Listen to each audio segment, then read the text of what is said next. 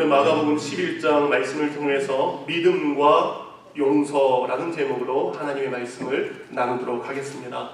계속해서 마가복음을 나누고 있습니다. 이런 마가복음을 보실 때 우리가 한 구절 아니면 한 장을 자세히 묵상하고 읽는 것도 굉장히 중요하지만 마가복음의 전체적인 주제를 알고 그 내용을 가지고 한 구절을 읽고 한 장을 읽는 게 굉장히 더 유익이 됩니다.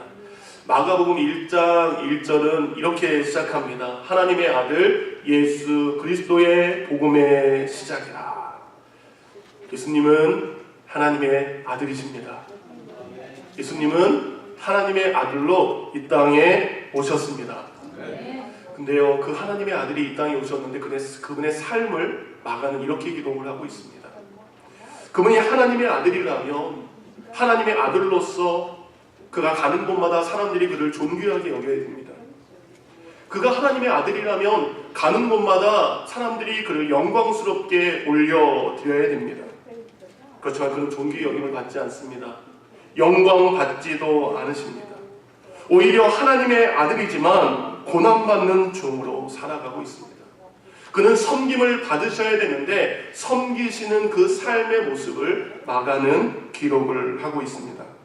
그러니까 마가복음은 하나님의 아들로서 섬김을 받는 것보다 오히려 우리의 종이 되셔서 우리를 죽기까지 섬기신 그 예수님의 삶의 모습을 기록을 하고 있습니다. 그래서 마가복음의 주제를 한 문장으로 이야기한다면 고난받는 종이신 하나님의 아들 예수 그리스도. 하나님의 아들이시지만 그가 고난을 당하셨습니다. 모든 서신서는 그것을 받는 수신자가 있습니다. 마가복음의 1차 수신자, 곧 마가복음을 첫 번째로 받아서 읽은 사람은 로마에 살고 있는 유대인이 아닌 이방인 그리스도인들이었습니다. 로마에 살고 있는 그리스도인들, 그들은 로마 황제 박해, 그래서 로마 황제 박해 때문에 믿음이 곧 고난인 현실 속에서 살아가는 거죠. 믿음 이꼴 고난입니다. 잘 살려고 그리고 행복하게 살려고 믿었는데 오히려 그 믿음 때문에 희생당합니다. 포기해야 됩니다. 내려놔야 됩니다. 죽기까지 고통당하는 일을 겪는 것이 이 편지를 읽는 로마의 그리스도인들입니다. 그래서 믿음 때문에 고난당하는 그들을 그리스도의 말씀으로 위로하고 격려하고 그리고 그들로 하여금 다시 한번 이 믿음을 끝까지 지키라고 쓰게 하신 이 말씀이 마가복음입니다. 그래서 그들에게 이렇게 이야기합니다. 당신들이 예수님을 믿는 것 때문에 고난을 겪고 계십니까? 마가복음을 읽어보시기 바랍니다. 예수님도 그렇게 고난으로 사셨습니다. 예수님이 동일하게 고난받으신 것처럼 당신들도 그 믿음 때문에 고난받고 있습니다. 예수님이 걸어가신 그 길, 당신들도 지금 걷고 있습니다. 그 말씀은 2019년을 살아가는 우리에게도 동일하게 주시는 말씀이죠. 우리에게 이런 질문을 하는 것 같습니다.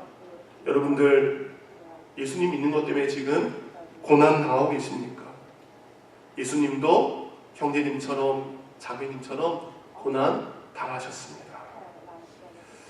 예수님께서 우리를 위해서 구원의 길 예루살렘으로 가는 여정을 포기하지 않으셨습니다. 그 십자가의 길을 끝까지 가셨습니다.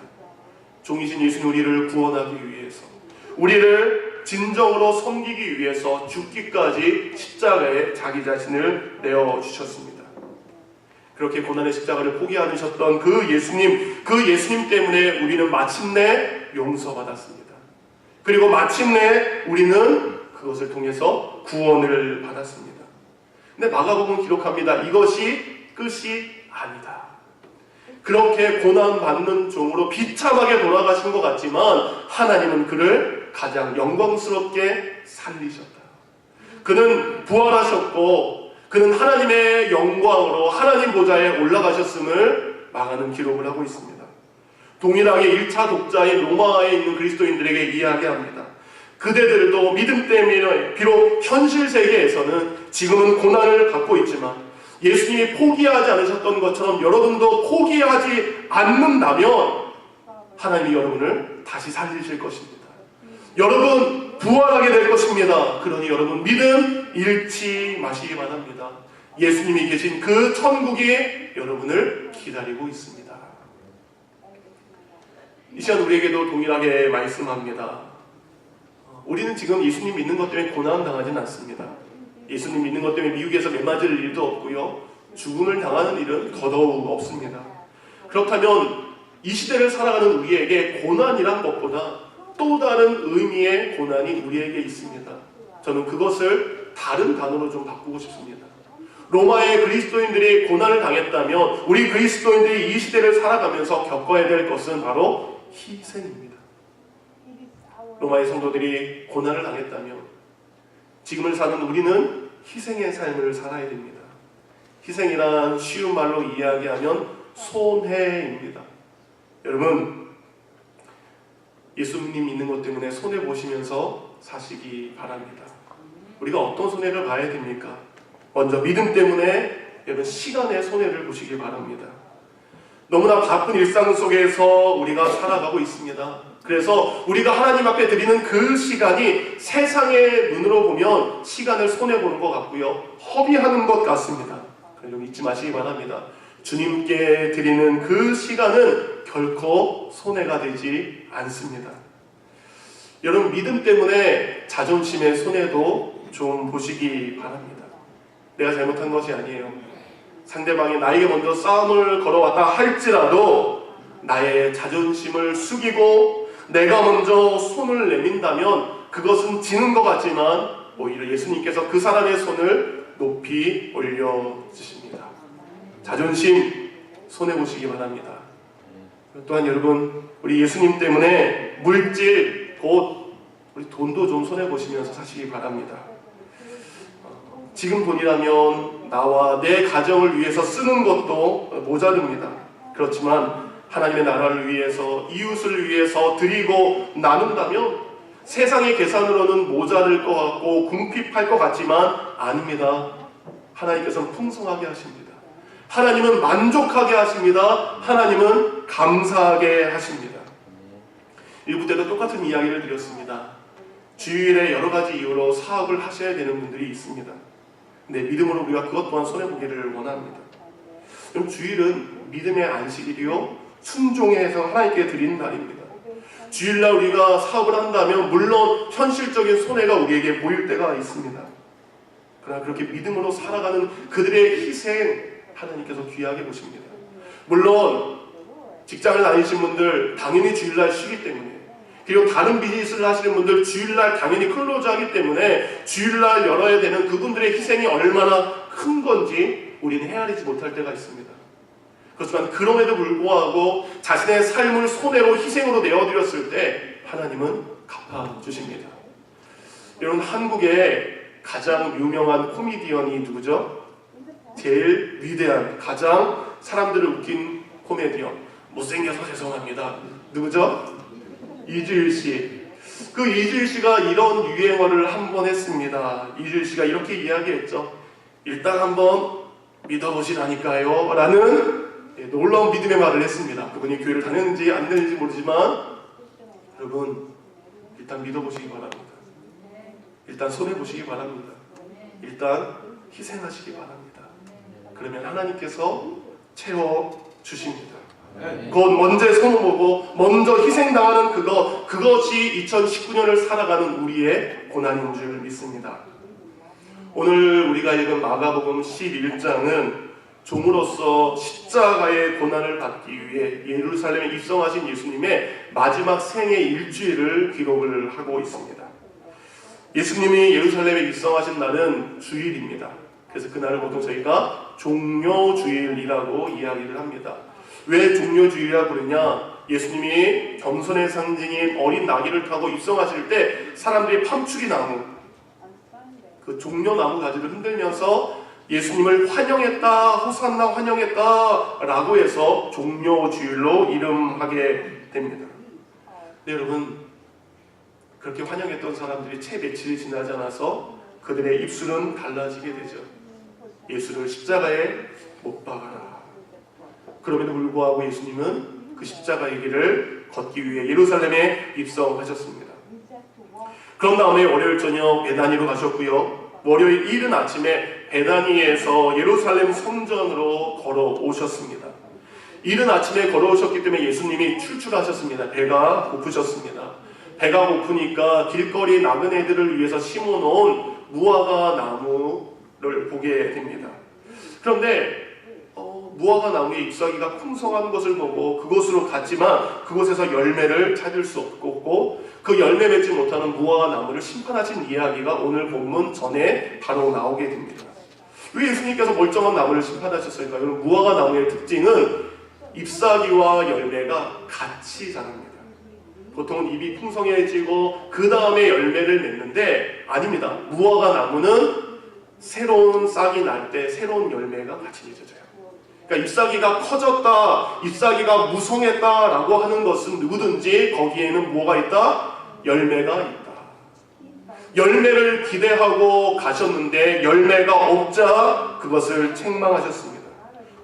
겉과 속이 너무나 다른 무화과 나무를 심판하셨습니다.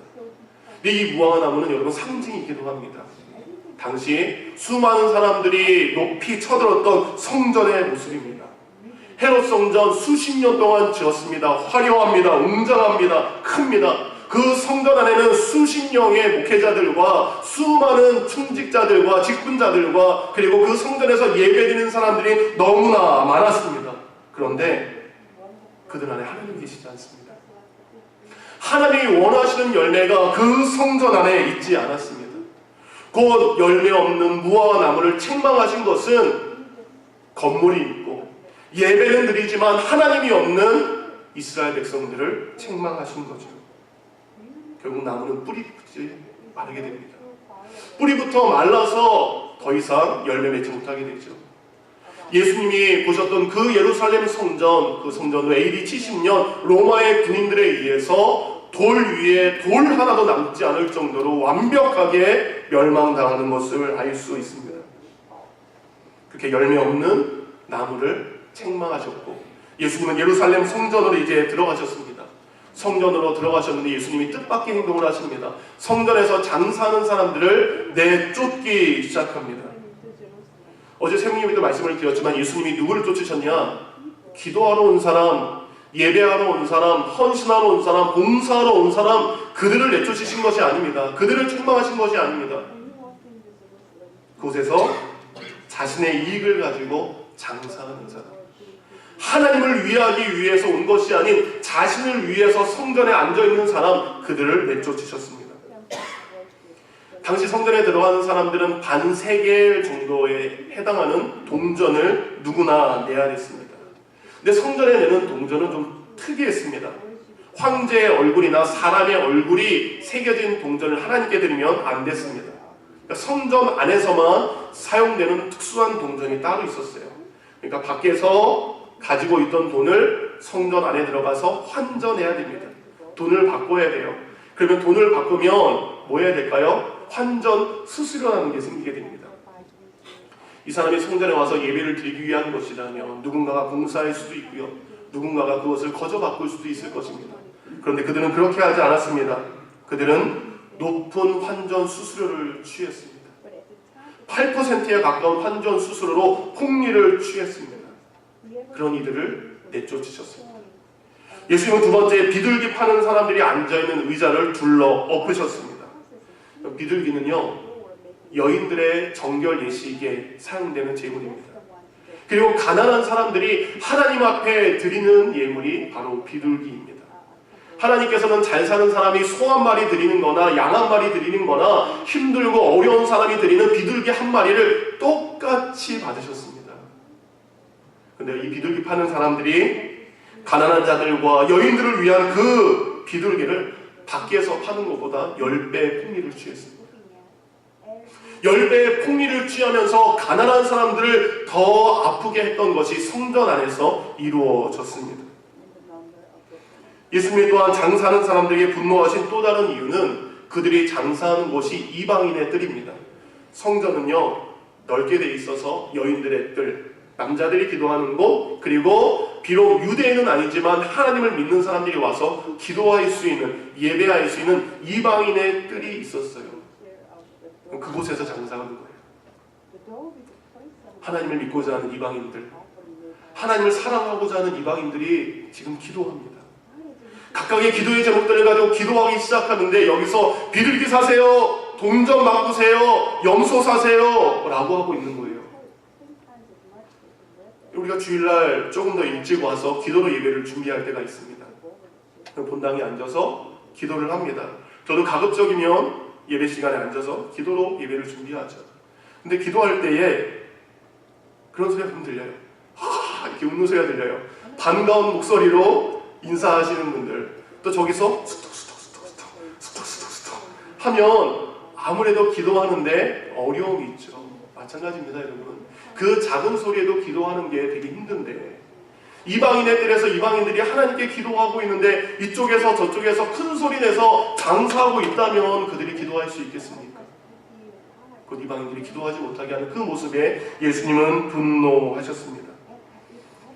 이렇게 동전을 바꿔주는 것으로 풍리를 취하는 사람들, 가난한 사람들을 더 가난하게 아프게 하는 사람들, 여러분, 이들이 이렇게 할 수 있었던 것은 그 성전을 관리하고 책임 있게 맡아야 될 제사장들과 서기관들이 이들에게 뒷돈을 받았기 때문입니다. 이들로부터 돈을 받고 그 일을 허가해 줬기 때문에 이러한 일들이 일어납니다. 곧 예수님께서는 오늘 하나님의 집인 성전에 들어가서 이야기합니다. 만민이 누구든지 와서 기도하는 그것을 너희들이 강도의 돈의 소굴로 만들었구나. 하나님을 예배하는 사람들을 위한 그 성전이 오히려 지금 사람을 위한 것으로 바뀌었습니다. 사람들의 이익을 위한 것으로 바뀌게 되었죠. 그것을 예수님이 지금 책망하십니다. 우리 샬롬 열린교회를 한번 보기를 원합니다. 예수님께서 우리 열린교회에 오셔서 아침부터 여러분들이 돌아가는 그 시간까지 우리 교회에 계시면서 우리의 모습을 한번 보시면 어떠할까요? 오늘 교회는 가장 먼저 하나님께 예배드리기 위한 곳이고 기도하기 위한 곳이고 찬양하는 곳이 되어야 됩니다. 그래서 우리 홀로 하지 않고요, 우리에게 믿음의 사람들을 허락해 주셨습니다. 그럼 여러분, 두 가지 중에 여러분 어떤 모습인지 보기를 원합니다. 교회 안에서 믿음에 만난 성도들과 함께 말씀을 나누고 기도를 나누고 찬양하고 믿음의 교제를 하는 시간이 여러분 더 많습니까? 아니면 비록 같은 교회를 다니는 성도들이지만 세상 모임에서 만난 사람들과 같이 똑같이 세상 이야기를 나눌 시간이 더 많습니까? 우리가 교회 안에서 만났다면 믿음의 이야기를 합니다. 믿음의 일들을 나눠야 되는 게 우리의 모습이 되어야 될 줄 믿습니다. 근데 교회 안에가 사교 모임이 된다면 그것 또한 하나님께 우리가 책망받아야 될 모습이죠. 그렇게 예수님은 사람의 탐욕과 사람의 이익으로 더러워진 성전을 정결하게 하시고 월요일 저녁 다시 베다니로 돌아가셔서 주무시고 화요일 이른 아침 다시 예루살렘 성전으로 돌아오셨습니다. 이제 성전으로 향하는 발걸음 가운데 예수님께서 제자들과 함께 어제 예수님이 저주했던 그 나무를 보게 되죠. 그 나무가 뿌리부터 말라있게 됐습니다. 제자들이 깜짝 놀라는 거죠. 예수님이 말씀 한마디 했을 뿐인데, 예수님이 저주한 것뿐인데 그 큰 나무가 하루 사이에 뿌리까지 말라있는 것을 보고 놀랍니다. 그것을 보고 놀란 제자들에게 오늘 예수님은 성전으로 향하는 발걸음을 잠시 멈추세요. 그리고 두 가지의 말씀을 통해 그들에게 가장 중요한 두 가지의 명령을 그들에게 영적인 교훈으로 알려주십니다. 오늘 예수님께서 제자들에게 주신 첫 번째 교훈과 명령은 오늘 본문 22절입니다. 22절 다 같이 읽겠습니다. 시작.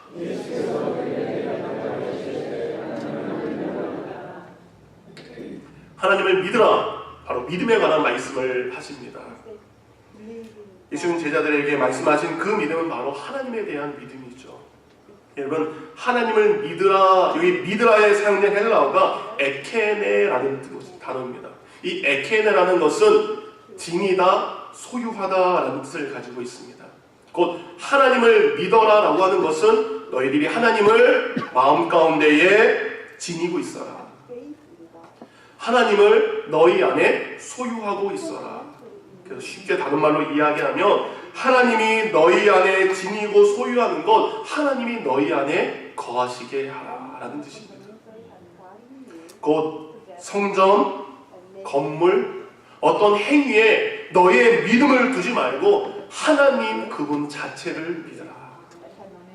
여러분, 성전 자체가 하나님이 아닙니다. 하나님 앞에 제사 드리는 그 예식 자체가 하나님이 아닙니다. 사람들은 내가 오늘 크고 웅장하고 화려하고 멋있는 성가대가 있고 찬양팀이 있고 그런 교회에서 내가 예배를 드렸으니까 내가 하나님을 믿는 것처럼 착각할 때가 있습니다. 내가 하나님 앞에 헌금도 드렸습니다. 내가 하나님의 이름 모여 성경도 펴서 읽었습니다. 그 행위 자체가 하나님을 믿는 것이라고 착각할 때가 있습니다. 그 건물, 그 행위, 그 모습을 통해서 하나님을 믿지 말고 하나님 그분 자체를 믿어라 라고 이야기하십니다. 우리가 지금 이곳에 있는 이유가 뭡니까? 하나님을 믿기 때문에 이곳에 있는 거죠.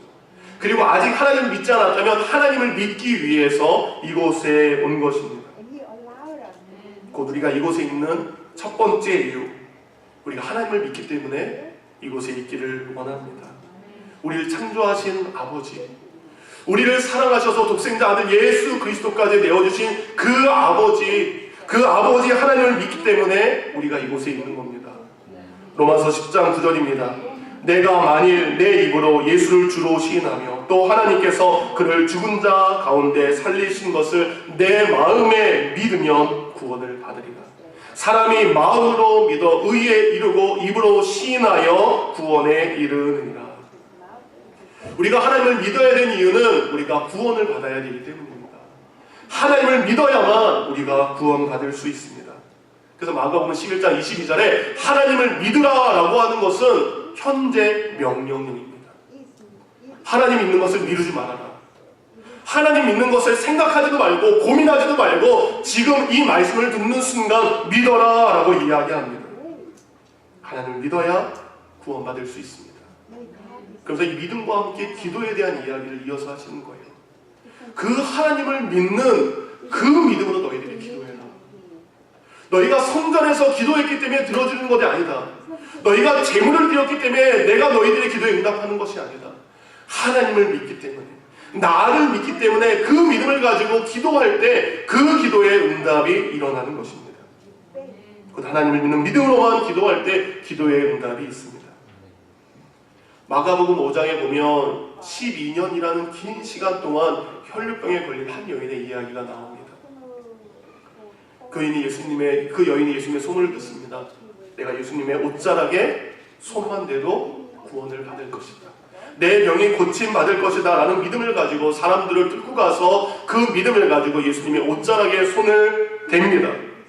그 옷자락에 손을 대었을 그때에 놀라운 일이 일어납니다. 마가복음 5장 29절 이에 혈루 근원이 곧 마름에 병이 나은 줄을 몸이 깨달으니라.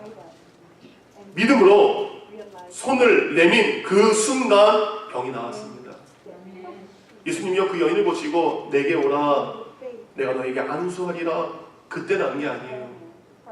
그 여인이 믿음으로 나아갔을 때 그래서 예수님은 그 여인에게 이렇게 이야기합니다. 따라 너의 그 믿음이 너를 구원하였느니라. 믿으니까 바로 그 역사가 일어납니다. 마가복음 10장에 여리고에 바디메오라는 소경이 있습니다. 이런 바디메오 이름이 아닙니다. 디메오의 아들이라는 뜻입니다. 곧 이름조차 알 수 없는 한 앞을 못 보는 소경이 예수님께 소리칩니다. 다윗의 자손 예수여 나를 불쌍히 여기소서. 사람들이 뭐라고 합니다. 조용하라. 더 간절히 부릅니다. 다윗의 자손 예수여 나를 불쌍히 여겨주소서. 예수님이 그를 부릅니다. 그리고 그에게 이야기합니다. 내가 너에게 무엇하여 주기를 원하느냐. 그때 소경이 놀라운 믿음의 고백을 합니다. 선생님 내 눈이 보기를 원하나이다. 선생님 보기를 원합니다. 여러분 이 짧은 문장 같지만 이 안에는 놀라운 믿음의 고백이 있습니다. 당신이 내 눈을 뜨게 할 수 있습니다. 나는 그것을 믿습니다라는 고백입니다. 나의 감겨진 이 눈, 아무것도 못 보는 이 눈, 나는 당신이 나의 닫혀진 눈을 열게 하실 줄을 나는 믿습니다. 이 말의 고백에 예수님께서 그에게 이야기하죠. 가라, 내 믿음이 소경 바디메오야, 너의 믿음이 너를 구원하였느니라. 아멘. 여러분, 소경 바디메오가 언제 눈을 뜨신지 아십니까? 헬라어는 신약 성경에 쓰여진 헬라어는 시제가 있습니다. 과거냐 현재냐 지금이요 시제를 가지고 있습니다. 12년 동안 혈류병에 걸린 여인이 예수님에게 믿음으로 손대었을 그때의 병이 나았던 것처럼 오늘 이 소경이 선생님 내 눈이 보기를 원합니다 라고 했던 그때 동일하게 그의 눈이 떠지게 됩니다. 예수님 그걸 듣고 그의 머리에 안수했을 때 그것이 아닙니다. 그가 믿음으로 말했습니다. 믿음으로 구했을 때 그 순간 그의 눈이 띄어진 것입니다. 그래서 여러분 예수님께서 이렇게 말씀하십니다. 하나님을 믿으라. 그리고 하나님을 믿는 그 믿음으로 너희가 기도하라. 그러면 응답될 것이다.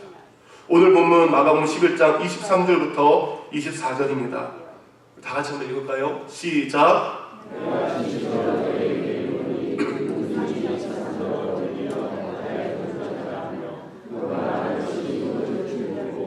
마음에 의심하지 아니하면 그대로 되리라. 그러므로 내가 너희에게 말하노니 무엇이든지 기도하고 구하는 것은 받은 줄로 믿으라. 그리하면 너희에게 그대로 되리라. 아멘. 여러분 앞에 여러분이 움직일 수 없는 태산과 같은 일이 있습니까? 여러분이 어떻게 해결할 수 없는 산과 같은 일들이 있습니까? 우리는 해결할 수 없습니다. 그렇지만 하나님은 하십니다. 이 땅을 창조하신 하나님은 그 산조차도 옮길 수 있습니다. 그 하나님을 믿고 그 믿음으로 기도하시기 바랍니다. 믿음으로 기도하라. 그러면 얘기하십니다. 그대로 되리라. 아멘. 예수님께서 제자들에게 두 번째 교훈과 두 번째 명령을 25절을 통해 이야기합니다. 25절 다 같이 읽겠습니다. 시작. 서서 기도할 때에 아무에게나 혐의가 있거든 용서하라. 그리하여야 하늘에 계신 너희 아버지께서도 너희 허물을 사하여 주시리라 하시니라. 아멘. 용서하라. 용서에 대한 말씀입니다. 기도를 시작했어요. 믿음을 가지고 하나님을 믿는 믿음을 가지고 기도를 시작했습니다. 근데 기도하는데 그 순간 미워하는 누군가가 떠오릅니다. 그때 주신 말씀이에요. 하나님을 믿고 그 믿음을 가지고 기도를 했는데 미워하는 사람이 생각나면 그를 위해 기도하라. 그를 용서하라. 왜냐하면 그래야 하늘에 계신 아버지께서도 나를 믿고 기도하는 너의 죄를 용서하기 때문이다. 용서한다라는 것은 헬라어로 아피에테라는 뜻입니다. 아피에테는 두 가지의 뜻을 가지고 있습니다. 먼저는 원래 있던 자리로 내보내다. 원래 있던 자리로 내보내다. 두 번째 법적인 용어입니다. 석방시키다. 감옥에 있는 사람이 모든 죄를 지고 석방하는 거죠. 원래 있던 자리로 내보내라 라고 하는 것은 분리의 의미를 가지고 있습니다. 그리고 석방시켜라 라고 하는 것은 떠나게 해라 라는 의미를 가지고 있습니다. 용서라는 것은 여전히 내 마음속에 상처와 아픔으로 머물고 있는 그를 내 마음에서 분리시키는 것을 의미합니다. 암이라는 게 우리 몸에 붙어 있으면 그 내게 붙어 있는 그 암으로 인해서 내 온몸이 병들어 가기 시작합니다. 곧 내 온몸으로 퍼져가기 전에 분리시키는 것, 그것이 가장 중요합니다. 곧 그에게 받은 아픔, 그에게 받은 상처, 그것이 내 삶의 모든 부분으로 번져가기 전에 그것을 띄어내는 것, 그것이 용서의 시작입니다.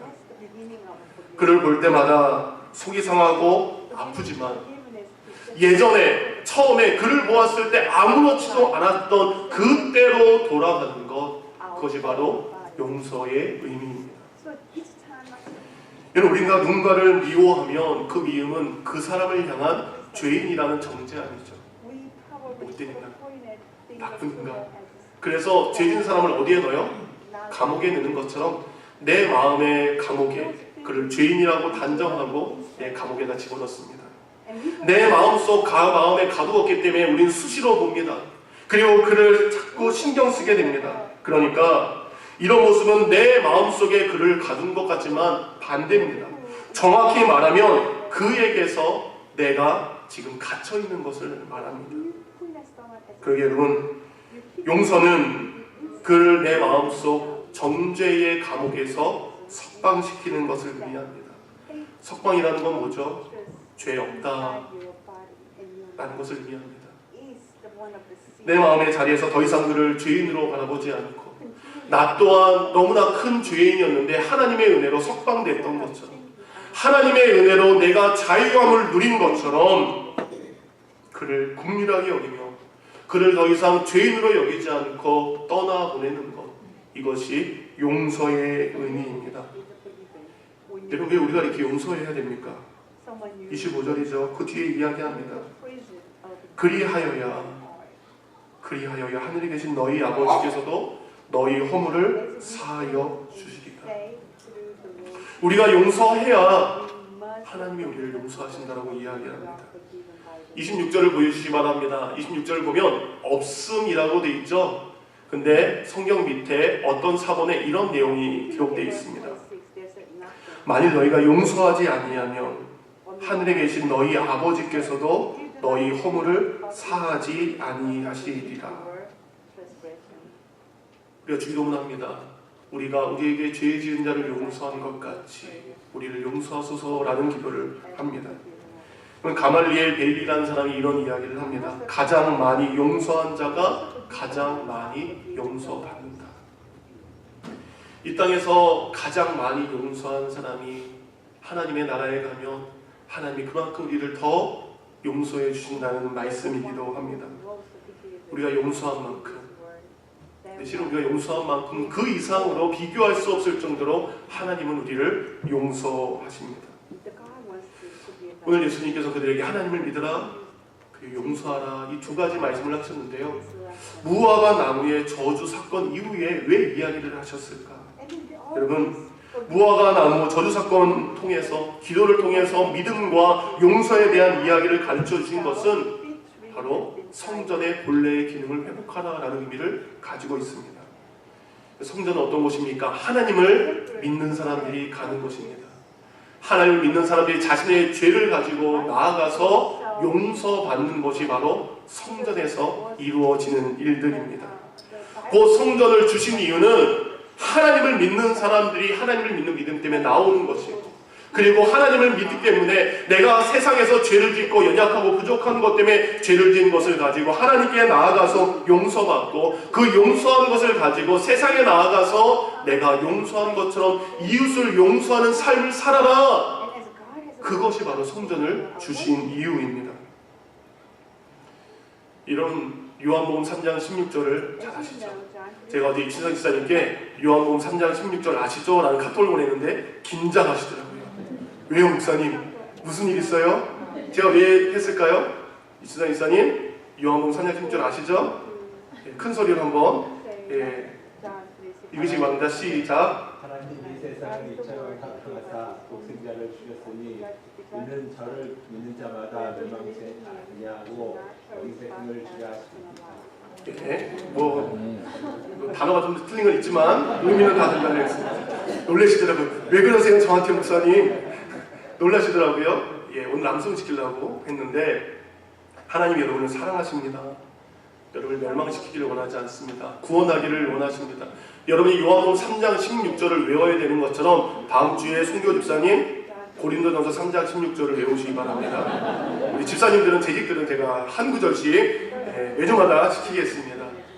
고린도전서 3장 16절. 그렇죠? 너희는 너희가 하나님의 성전인 것과 하나님의 성령이 너희 안에 거하시는 것을 알지 못하느냐. 예전에는 건물이 성전이었습니다. 근데 지금은 우리가 성전입니다. 성전에서 믿음과 회복의 용서가 있었던 것처럼 하나님을 믿는 우리에게 우리 안에 믿음이 있어야 됩니다. 우리 안에 용서의 역사가 일어나야 됩니다. 이곳에 있는 여러분 한 분 분이 하나님의 성전을, 하나님을 믿으셔야 되고, 하나님이 나를 용서해 줬던 것처럼 성전에서 용서의 역사가 일어났던 것처럼 여러분의 삶에 용서의 역사가 일어나야 됩니다. 예수님이 처음 보신 잎만 무성한 무화과 나무, 그는 아무것도 없었습니다. 성전에 수많은 사람이 있었고 수없이 많은 재물이 드렸지만 그곳에 하나님이 기뻐하시는 일이 없었습니다. 진짜 열매가 없었습니다. 여러분이 성전이시라면 하나님을 믿으시기 바랍니다. 그리고 용서하시기 바랍니다. 이 두 가지를 예수님이 먼저 하셨습니다. 예수님은 하나님을 믿으셨기에 곧 내가 십자가에 달려 죽을 거지만 하나님이 다시 살리실 것을 믿었습니다. 그것을 믿으시기에 십자가에 달려 돌아가신 것입니다. 자기의 생명을 하나님께 맡겼습니다. 하나님을 믿기 때문에. 예수님은 우리를 끝까지 용서하셨습니다. 누가복음에 보면 예수님이 이런 기도를 하세요. 아버지여 저들을 사하여 주옵소서. 자기들이 하는 것을 알지 못함이니이다. 며칠 전까지만 해도 수많은 사람들이 호산나 구원하소서 했던 그들의 입술이었지만 제자들은 도망갔지만 예수님은 여전히 십자가 위에서 용서의 기도를 드리십니다. 하나님 저들을 용서하여 주시옵소서. 예수님이 그렇게 하셨기에 오늘 우리에게도 용서하라 말씀하십니다. 말씀을 맺습니다. 우리가 성전으로서 믿음의 역사가 일어나기를 원합니다. 믿는 자에게 능치 못하는 일이 일어납니다. 나는 못하지만 하나님이 하시기 때문입니다. 예수님의 이름으로 용서하시기 바랍니다. 많이 용서받은 자가 많이 용서할 수 있다고 또 이야기합니다. 나 같은 죄인을 용서하신 그 큰 사랑이 있기에 나 또한 다른 사람을 용서할 수 있습니다. 나를 용서하신 그 용서의 사랑으로 이웃을 용서하는 저와 여러분이 되기를 주님의 이름으로 축원합니다. 이제 들은 말씀을 생각하며 함께 기도하도록 하겠습니다. 우리가 하나님을 믿는다고 하지만 정말 내가 하나님을 의지하고 하나님을 믿고 있습니까? 하나님을 믿는다고 하지만 사람을 믿고 있고 세상을 의지하고 있지는 않습니까? 이 시간 기도합니다. 하나님, 믿는 자에게 능치 못함이 없다 말씀해 주셨습니다. 제가 하나님을 믿길 원합니다. 그리고 내가 예수님을 믿는 성전이라면 이제 용서하는 사람이 되게 하옵소서. 내 마음속에 있는 그를 내 마음속에서 분리시키기를 원합니다. 이제는 그를 내 마음속에서 석방시키기를 원합니다. 나 같은 죄인까지 용서하신 그 예수님의 사랑으로 용서의 삶을 살게 해달라고 주님 앞에 합심하여 기도합니다. 기도하겠습니다. 자비로우신 아버지,